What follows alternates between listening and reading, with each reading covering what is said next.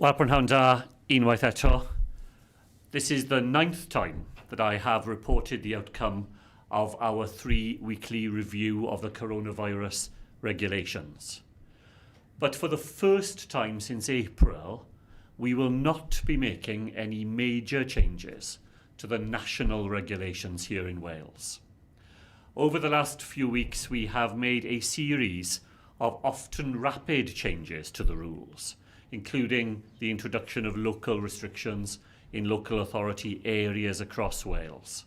And I want to make sure that everybody has the opportunity to get to grips with the position in their local areas. I will, however, be announcing one important change to local restrictions, and I'll come back to that, having given an overview, as we always do, of the coronavirus situation in Wales. So in a moment you will be seeing a familiar slide by now, which shows just how quickly and sharply cases of coronavirus have risen here since the end of August. This week we have seen more than 350 new cases reported every day.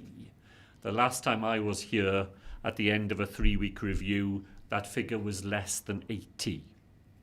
66 people were admitted to hospital with coronavirus on average each day last week, and 21 people are being treated in intensive care, and that is the highest level for 3 months. And very sadly, there has been an increase in the number of people who have died from coronavirus.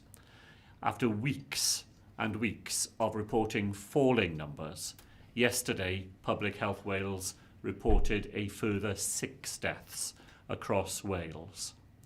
And as we've said many times in these press conferences, those 6 people are not just numbers. Behind each one is a person and a family. And as we see, sadly, these numbers beginning to rise again, I want once again to assure you that the thoughts of the Welsh Government are there for each one of those families who are grieving the loss of a loved one at this time. Now, as we see these numbers rise, we have 3 main lines of defence against that rise here in Wales. The first and most important line of defence is the things that each one of us can do in our daily lives. The second line of defence is our NHS Wales Test, Trace, Protect service. And then behind all of that, we have the rules and the regulations the Welsh Government can introduce at a national and local level to control the spread of the virus and to protect people's health. Just want to say a little about each one of those 3 lines of defence. As I said, the most effective thing that we can all do is to go on observing all of those small everyday measures that together make the biggest difference. And each one of us continues to have a part to play in preventing the spread of coronavirus and to protect ourselves and our families from its onset. The rules are simple and I know will be well known, but over the weeks and months to come they are more important than ever. Keeping a social distance from others, washing our hands often, working from home wherever possible, wearing a face covering in indoor public places, and thinking carefully about where we are going and who we are meeting. Because the more places we travel to and the more people we meet, the more chances we create to catch coronavirus. Now, after the things that we can all do in our own lives, there is the line of defence that is our Test, Trace, Protect service. We carried out more than 66,500 tests in the last week of September, the second highest number on record. And despite the recent and well-publicised problems with the Lighthouse lab system, there were signs last week that that system is beginning to improve. We have had more tests available to us in Wales this week, and we're going to have more again next week. And as more people test positive for coronavirus, our contact tracing teams are continuing to do an incredible job of identifying hotspots, clusters, and tracing people. 3 weeks ago, when I was reporting the last 3-week review, our contact tracing teams were dealing with less than 250 positive cases a week, generating around 750 contacts. In the week leading up to this review, there were 1,250 cases and 4,500 contacts. But despite that enormous rise, and remarkably, almost 9 out of 10 contacts of people were being successfully traced and contacted last week. And I really do want to thank those people in those local teams who are working so hard and doing such a fantastic job in that second line of defence. The final line is the action we take as a government at both local and national level to keep Wales safe. Today I would normally be talking to you about how the latest changes to the coronavirus regulations are being put in place in Wales. But as I said earlier, we have decided not to make any major changes to the national rules.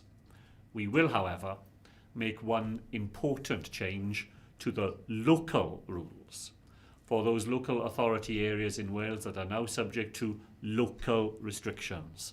And we're making this change to help prevent loneliness and isolation for people who are living alone. Now, the general rule is that if you live in an area under local restrictions, you cannot meet anyone indoors other than those people you are living with. And of course, this is especially difficult for those people who live alone.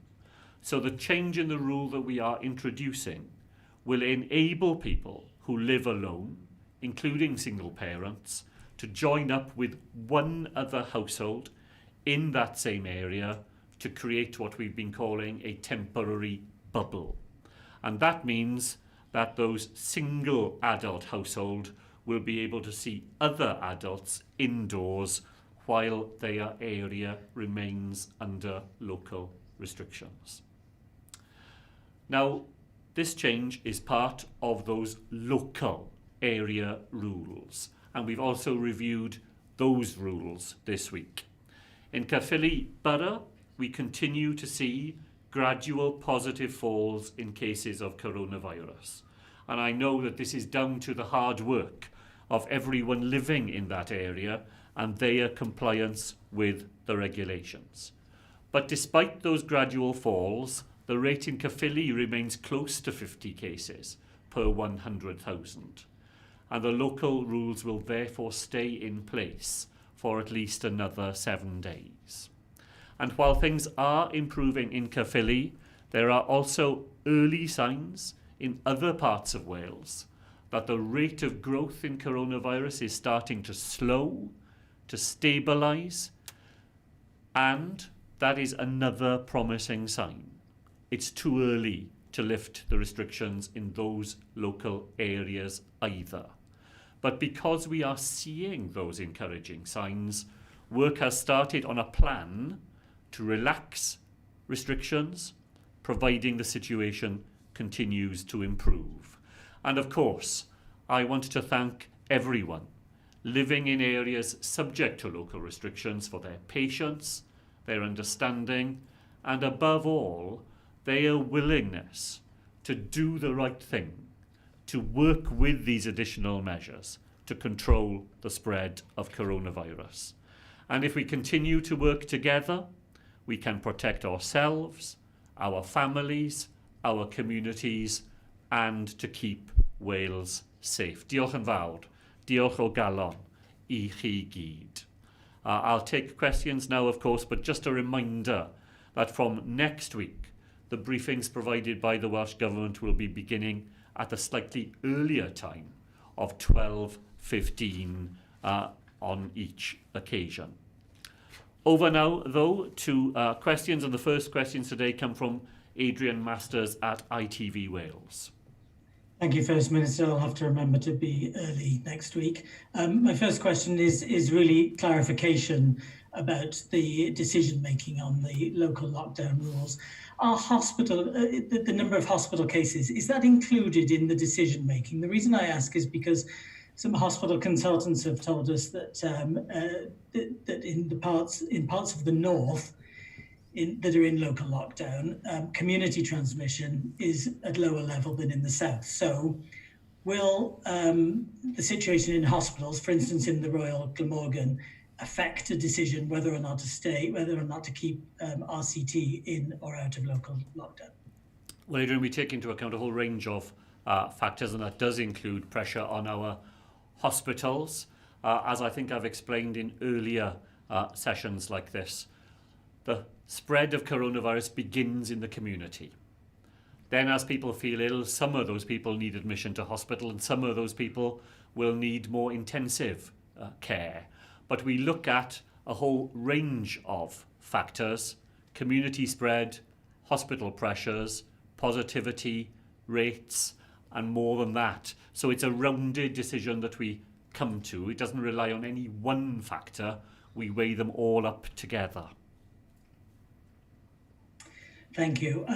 Some in the hospitality industry, and you will know this because you will have heard their criticism regularly, accuse you of not fully understanding the pressures that they're up against. Can I ask, have you been socially to a restaurant or a pub and seen the restrictions in operation? Yes, I have. I've been and seen the things for myself, and I've generally been very impressed by what I've seen. The places I've been to have been very carefully run and managed with all the protections that we would want to see in place. And I think very hard about the hospitality and tourism industries and the effect that coronavirus is having on them in Wales. It is why on Monday of this week, when we announced the third phase of our Economic Resilience Fund, we have set aside £60 million specifically to support those businesses in local lockdown areas that are being affected by the new restrictions. And we've ring-fenced £20 million of that 60 million specifically for hospitality and tourism. And I'm absolutely aware of the way in which this terrible experience is impacting on those jobs and those livelihoods.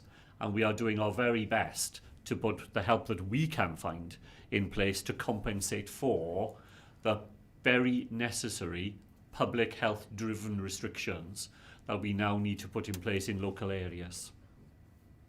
Adrian, thank you. Over to Gwyn Loader at BBC Wales. Amna Prif Weinidog. Chi di sôn am y sefyllfa yng Nghaerffili, mae'r gyfradd yn cwmpo fyna i chi'n cydnabod yn agos at y trothwyn o hanner cant i lle chi'n dod â chyfyngiadau mewn i wahanol siroedd. Peth rwystredigaeth felly yn yr ardal bod y cyfyngiadau'n parhau.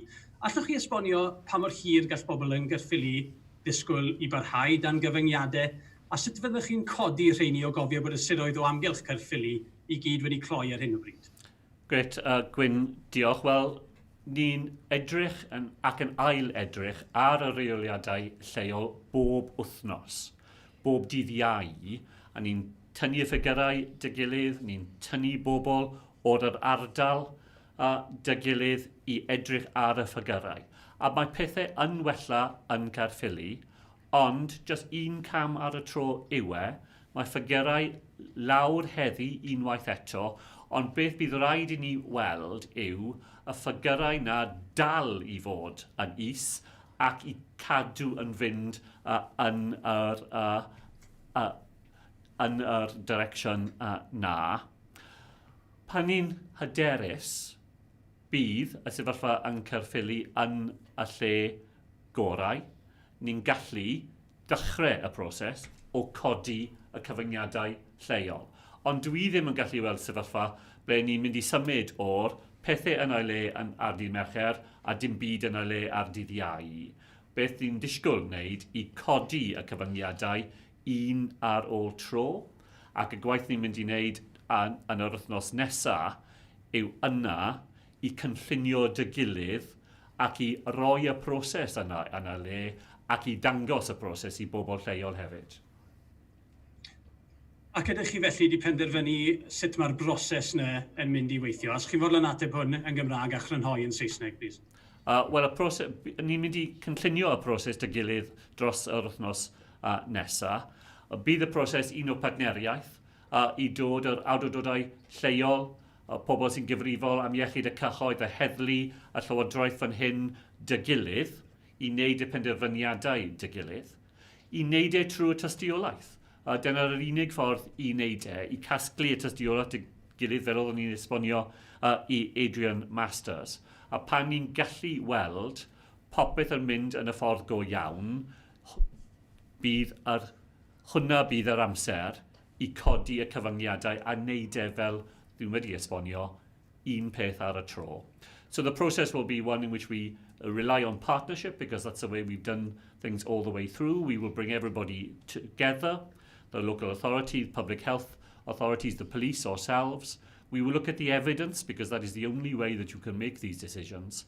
And when we are confident that the position in a county borough such as Caerphilly is reliably where it needs to be, then we will begin to lift the local restrictions. But I think that will be a process of lifting those restrictions one at a time, assessing the impact of that on the virus in the area, doing it carefully as we've done everything in Wales, one step at a time, to make sure that the health of that local population is always the foremost factor in any decisions that we make.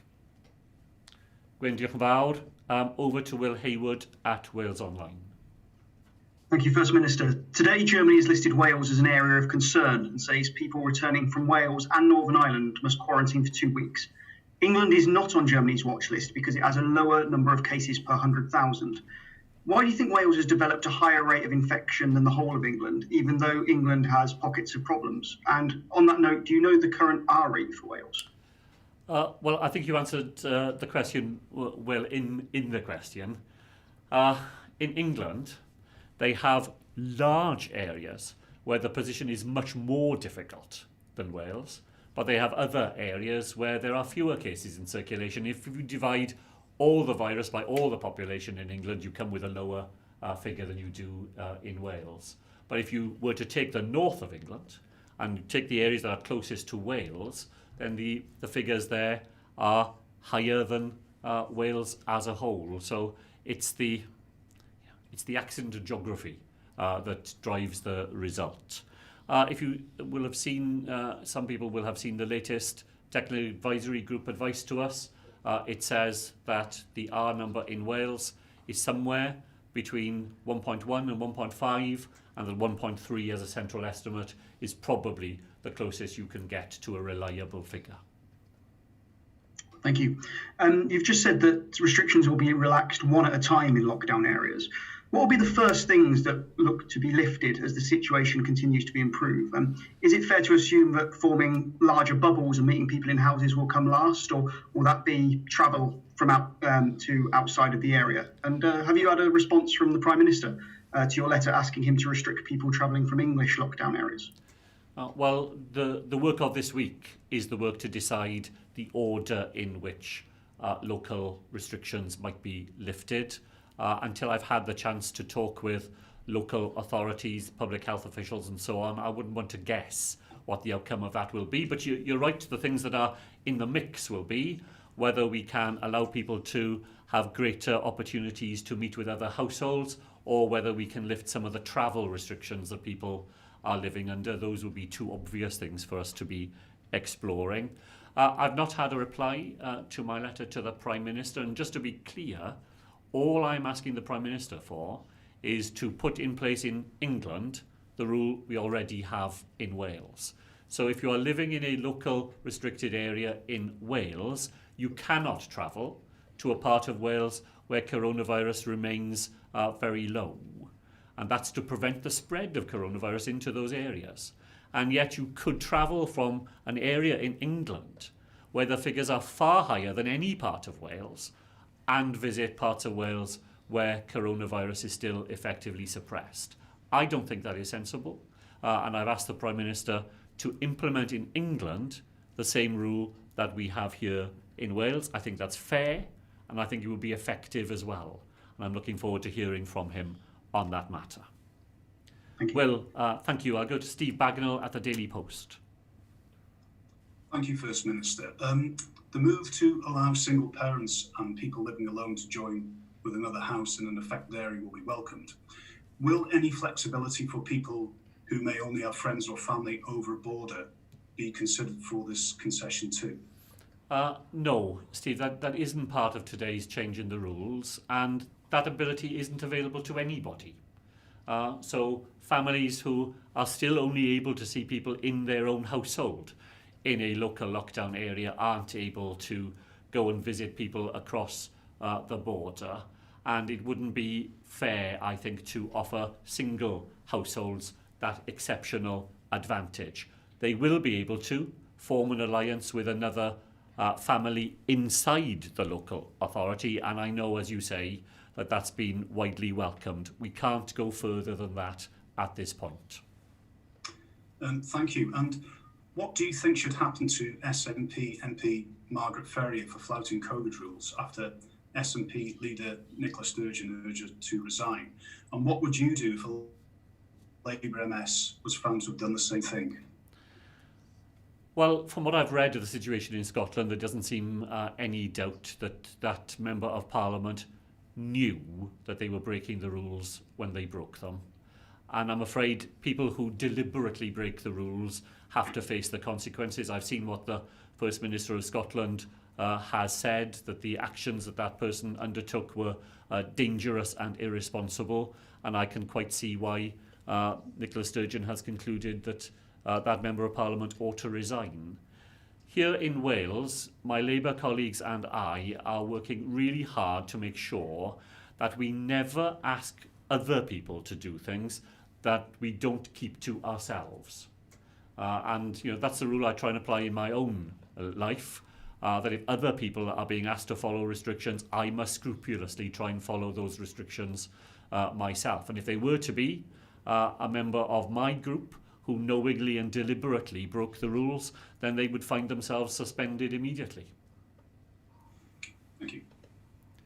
Over to Mike Hughes at LBC. First Minister, thank you very much indeed. Can I just get you to expand ever so slightly on an answer that you gave to Will around the travel of people from hotspot areas in England into Wales? Do you have any kind of assessment on how that is playing into the spread of coronavirus in Wales? Do you have any figures to hand about the number of people that have tested positive since subsequently crossing the border into England? And are you able to go further on that information for us? Mike, look, I'm happy to do that, because I think one of the successes of the summer in Wales has been that we haven't seen local flare-ups in holiday areas driven by people coming from elsewhere and bringing the virus with them. The point is, though, that was at a time when the virus was in very low circulation everywhere. So there was very little coronavirus about. Visitors acted responsibly. Local businesses and communities were very careful about it. And we had a success story. Now the position is completely different. In 1 month, we've gone from where we were at the end of August, very effectively suppressed everywhere, to many, many local authority areas in Wales under local restrictions. And the risk is much higher. And that's why I'm asking the Prime Minister to act to make sure that people from high coronavirus areas in England don't travel to low coronavirus areas in Wales. I don't think it's sensible for those people to be travelling to low coronavirus areas in England. But in Wales, we have used the law to prevent that from happening, to prevent that harm. That's why I'm asking the Prime Minister to do the same thing in England, because the risks in October are so very different to the risks that we faced in July and August. Thank you very much indeed. And this is a bit of a niche question, but you have mentioned that it is October, everyone will know. Halloween is at the end of this month. That generally involves groups of individuals, children, for instance, going from house to house and items being exchanged across the threshold of the house to other individuals. Will Halloween effectively be cancelled this year, or is there a COVID-secure way in which people can go trick-or-treating? Well, I think there will be ways in which people will imaginatively be able to celebrate Halloween while bearing down on the risk. Doing it in the way that people are used to would undoubtedly not be the sensible way to do it this year. But I'm sure there will be many imaginative ways, both at businesses who depend on Halloween for part of their upkeep, and individuals will be thinking about how you can go about trick and treat in a way that still allows children particularly to celebrate that in some way. And I can think of ways myself now as to how that could be done. But it's a good point that you make, Mike. And interestingly, we discussed this yesterday in a meeting we had with Vice-Chancellors of all the higher education institutions in Wales. Halloween is often a moment for celebration amongst our student population as well. And they're already thinking about ways in which that can be done safely while still allowing people to enjoy themselves. So thank you very much. Adam Hale, PA. Prif Weinidog, this morning you said that Boris Johnson has been reluctant to recognise the border between England and Wales by refusing to restrict people in England in local lockdown areas from travelling to Wales.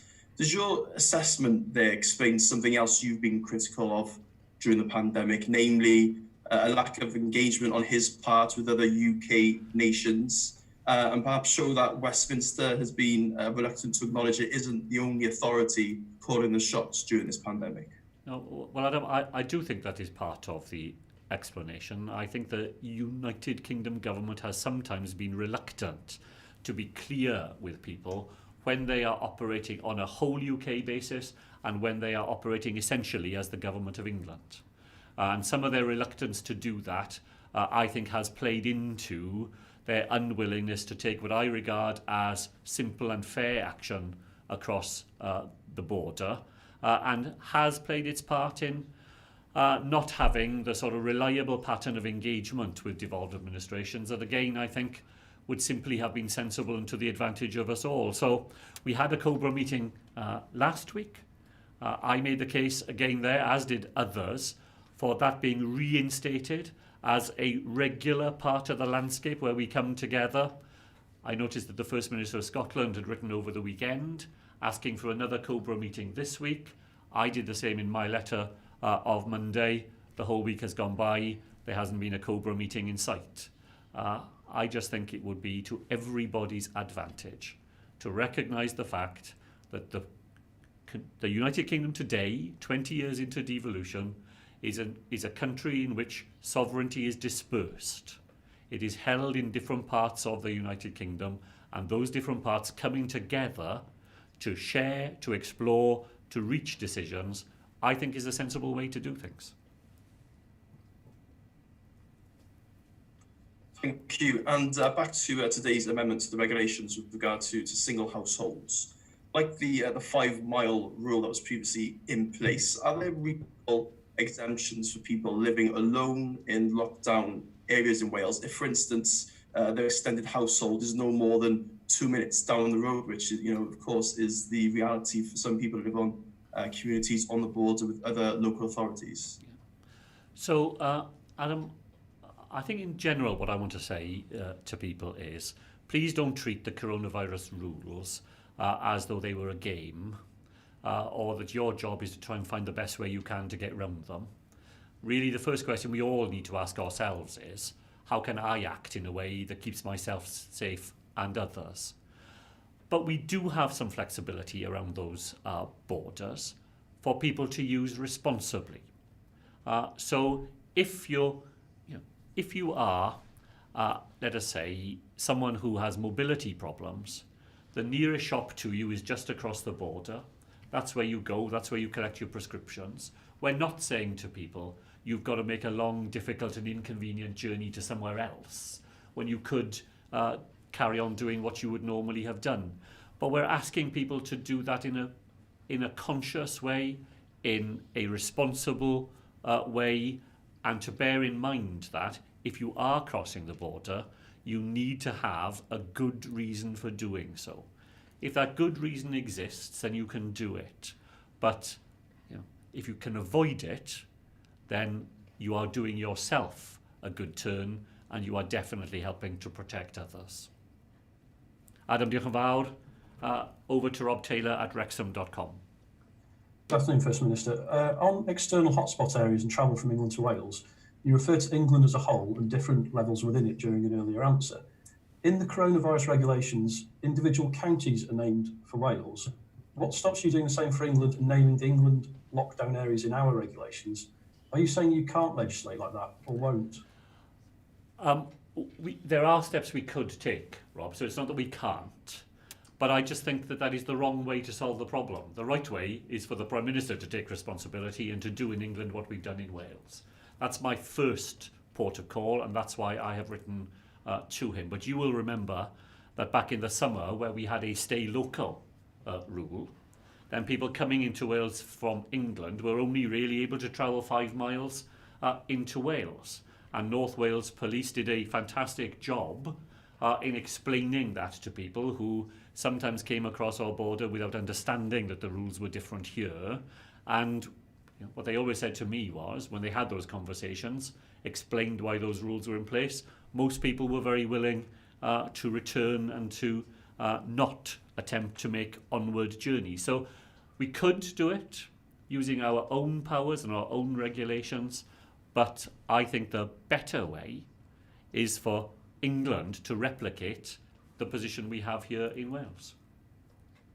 Thank you. And a petition is gaining traction on the Welsh Parliament petition site that asks for a reasonable excuse of child members of sports clubs to enter lockdown areas to continue to train with their existing sports clubs.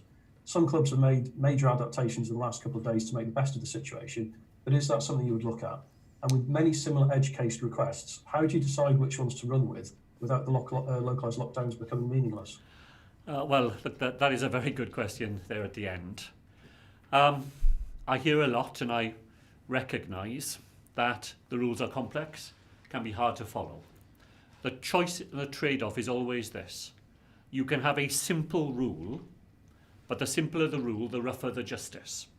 Because simple rules mean that there are always anomalies and people not being able to do things that they've, as you say, sometimes gone to a lot of trouble to do in the right way. Once you start having exceptions, differences, concessions, then the rules become more complicated straight away. And I think what we've learnt over the months is that when you make concessions, even when you're trying to do it for the best of reasons, it inevitably leads to another set of questions about why other things can't be made exceptional as well. So we've made an exception today for single households in lockdown areas to allow them to bubble up with one other household. So when the case is there and we think the case is strong, we are prepared to make those concessions. But I think we've got to be careful about not making too many, because the more you make, the harder the system becomes for people to follow. And we need a system where people understand the rules and do their very best to stick by them. Rob, thank you very much. I'll go to Tom Magno at Carers World. Thank you very much indeed, First Minister. Carers Wales tell us that an unpaid family carer was turned back from an essential journey near Bangor by a police officer who aggressively refused to believe her. This may of course have been a one-off, but there's now real worry that the confusion between paid care workers and unpaid carers is becoming firmly entrenched. How can you make sure that the true nature of unpaid caring is understood at the roadside when the police implement your government's decisions? Okay. Well, thank you, Tom. I'm puzzled by that example because, of course, Bangor is not subject to any local restrictions, so there should be no reason for anybody to be stopped travelling because there are no travelling restrictions in place in that part of Wales. And just to be completely clear about the rules, including rules in local lockdown areas, travelling to care for somebody is a reasonable excuse for crossing the county boundary. And that includes people who are volunteering care as well as people who are paid for it. I have a lot of sympathy with our police, by the way.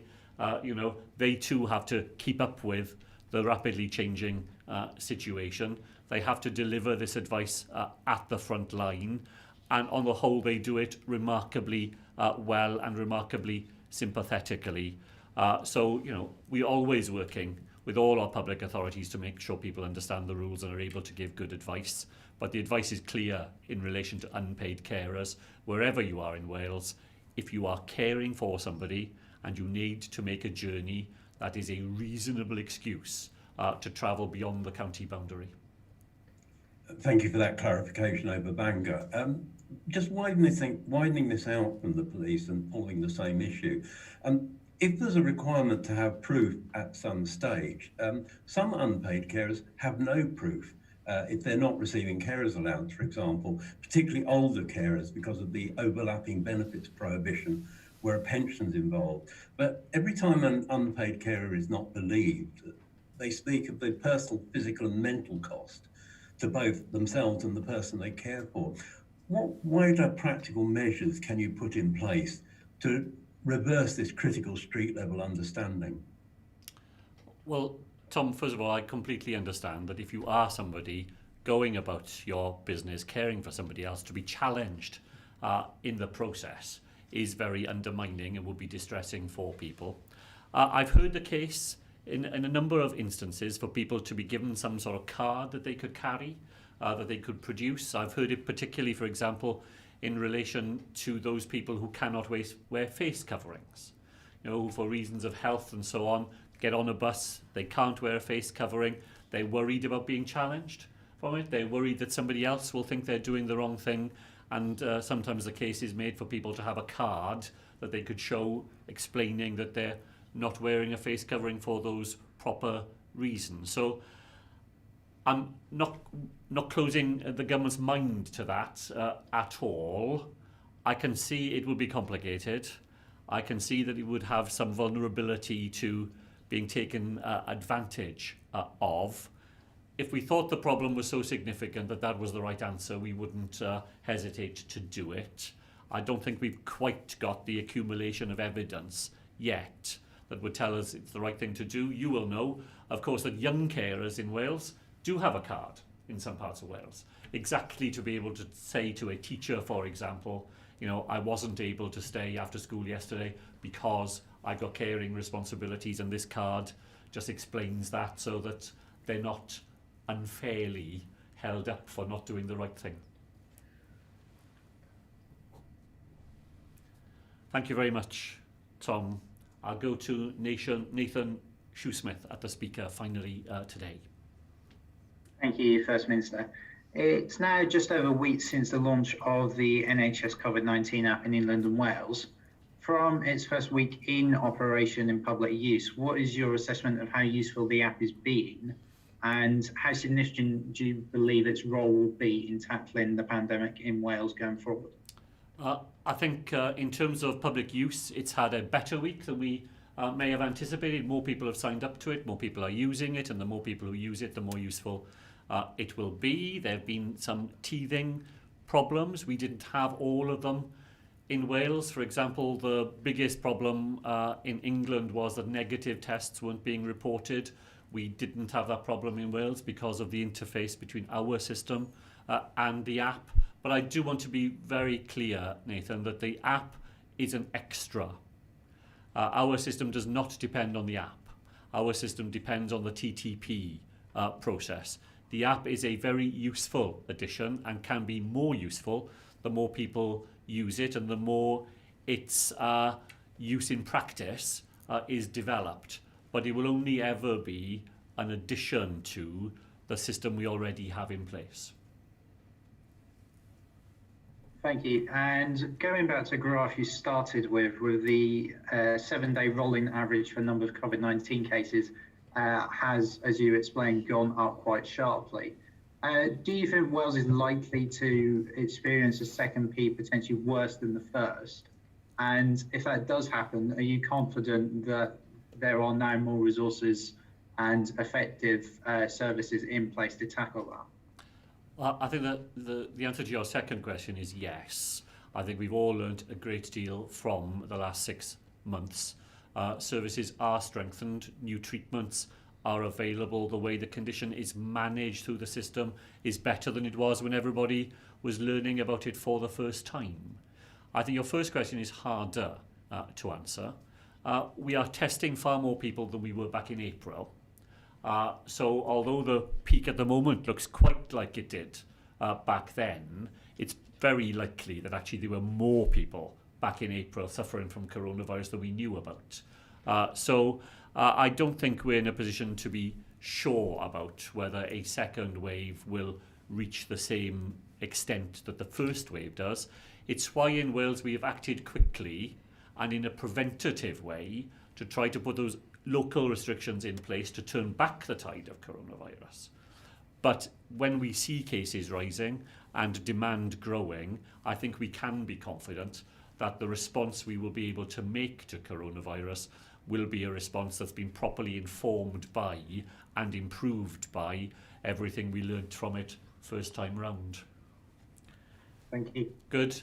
Diolch yn fawr. Thank you all very much indeed.